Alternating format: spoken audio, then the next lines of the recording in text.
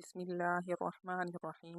غازی محمد صدیق شہید رحمۃ اللہ علیہ دنیا میں ایسے آدمی بہت کم ہوتے ہیں جن کے سامنے کوئی بلند مقصد ہو اور وہ اس کی خاطر اپنی جان کی بازی لگا دینے سے ذرا بھی تامل نہ کریں۔ ایسے ہی آدمیوں سے قوموں کی زندگی کے چراغ روشن رہتے ہیں اور ایسے ہی آدمیوں سے ملتوں کی تاریخ بنتی ہے۔ قصور کے غازی محمد صدیق شہید رحمۃ اللہ علیہ اس صف کے ایک ممتاز مجاہد تھے۔ پالامل ایک ہندو سنار تھا جو ان ہندو ساہوکاروں کی پشت پناہی میں اسلام اور مسلمانوں کے خلاف زہر اگلتا رہتا تھا۔ 16 مارچ 1934 کو اس نے حضور سرور کائنات صلی اللہ علیہ وسلم کی ذات اقدس کے متعلق نازیبہ کلمات کہے۔ توہین رسالت صلی اللہ علیہ وآلہ وسلم کی اس قبیح حرکت پر سارے شہر میں غم غصے کی لہر دوڑ گئی۔ پالامل کے خلاف استغاثہ دائر ہوا اور عدالت نے جرم ثابت ہونے پر اسے 6 ماہ قید اور 200 روپے جرمانے کی سزا سنائی۔ مجرم نے سیشن جج کی عدالت میں اپیل کر دی اور ضمانت پر رہا ہو گیا۔ ادھر یہ ہوا کہ شمع رسالت صلی اللہ علیہ وآلہ وسلم کے ایک پروانے غازی محمد صدیق کا مقدر جاگ اٹھا۔ خواب میں رحمت عالم حضور سرور کائنات صلی اللہ علیہ وسلم کی زیارت نصیب ہوئی اور حکم ملا، قصور میں ایک ہندو ہماری شان میں گستاخیاں کر رہا ہے، جاؤ اس کی زبان بند کرو۔ آقائے دو جہاں صلی اللہ علیہ وسلم کا یہ جانباز سپاہی کئی دن تک شدت غم سے نڈھال رہا۔ اس کے سینے میں غیظ و غضب کے شعلے ابل رہے تھے۔ دل میں ایک ہی جذبہ موزن تھا کہ جلد از جلد اسے جہنم رسید کر دوں۔ چنانچہ غازی محمد صدیق نے مجرم سے نمٹنے کی تیاری کی اور چلتے وقت اپنی والدہ سے کہا، ماں دعا کرو میں اس عظیم فرض کو بطریق احسن نبھا سکوں اور بارگاہ سرور کونین صلی اللہ علیہ وسلم میں میری قربانی منظور ہو۔ 17 ستمبر سن 1934 کو یہ عظیم مجاہد دربار بابا بلے شاہ کے پاس ایک درخت سے ٹیک لگا کر کھڑا ہو گیا اور اپنے شکار کا انتظار کرنے لگا۔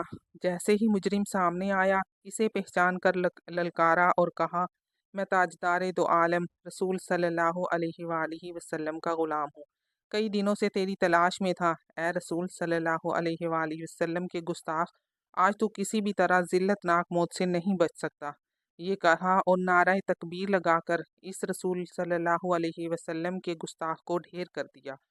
موقع پر موجود افراد کا بیان ہے کہ اگر غازی صاحب فرار ہونا چاہتے تو آسانی سے ایسا کر سکتے تھے، مگر انہوں نے اپنا فرض ادا کر کے نماز شکرانہ ادا کی اور اطمینان سے مسجد کی سیڑھیوں پر بیٹھ گئے۔ ہندوؤں کے چہرے اترے ہوئے تھے اور غازی صاحب خوشی سے مسکرا رہے تھے۔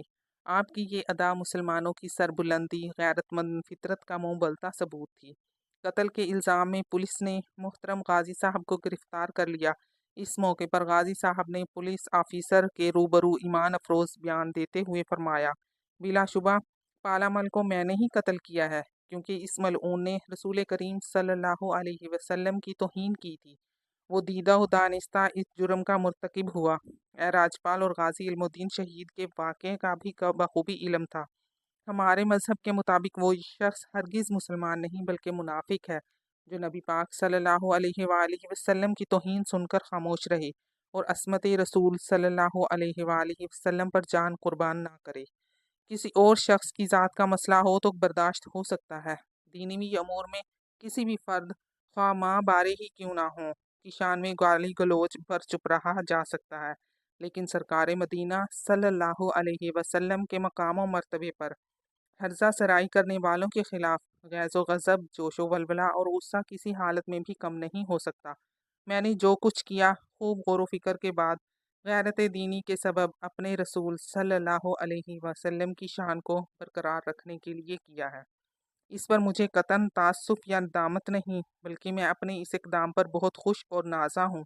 عدالت زیادہ سے زیادہ جو سزا دے سکتی ہے جب چاہے دے دے، مجھے قطعاً حزن و ملال نہ ہوگا، مگر جب تک ہمیں شہنشاہ مدینہ صلی اللہ علیہ وسلم کی حرمت اور تقدس کے تحفظ کی ضمانت فراہم نہیں کی جاتی، کوئی نہ کوئی سرفروش نوجوان بزم دار و رسن میں چراغ محبت جلاتا رہے گا۔ یہ تو ایک جان ہے، اس کی بات ہی کیا ہے۔ میں تو آپ صلی اللہ علیہ وآلہ وسلم کی خاک قدم پر پوری کائنات بھی نچھاور کر ڈالوں تو میرا عقیدہ، ایمان اور عشق و وجدان یہی کہتا ہے کہ گویا ابھی حق غلامی ادا نہیں ہو سکا۔ سیشن کورٹ سے پھانسی کے فیصلے کے بعد حضرت غازی محمد صدیق شہید رحمۃ اللہ علیہ کی والدہ نے اپنے جوان سال بیٹے کی پیشانی چومتے ہوئے نہایت حوصلے کے ساتھ فرمایا، بیٹا، میں تم سے بہت خوش ہوں۔ جس رسول صلی اللہ علیہ وسلم کی شان کے تحفظ کے لیے تم قربان گاہ پر جا رہے ہو، اس محبوب پروردگار صلی اللہ علیہ وآلہ وسلم کی شان قائم رکھنے کے لیے مجھے تم جیسے 20 بیٹوں کی بھی قربانی دینا پڑے تو رب کعبہ کی قسم کبھی دریغ نہ کروں۔ اور یوں غازی محمد صدیق نے آقائے دو عالم صلی اللہ علیہ وآلہ وسلم کی حرمت و ناموس کی حفاظت کے لیے اپنی جان کا نذرانہ دے کر امت مسلمہ کو تاابد سرخرو کر دیا۔ تختہ دار پر اس پروانہ شمع رسالت کے آخری الفاظ یہ تھے، میرے اللہ، تیرا ہزار شکر کہ تو نے اپنے حبیب پاک صلی اللہ علیہ وسلم کی عظمت کے تحفظ کے لیے مجھ ناچیز کو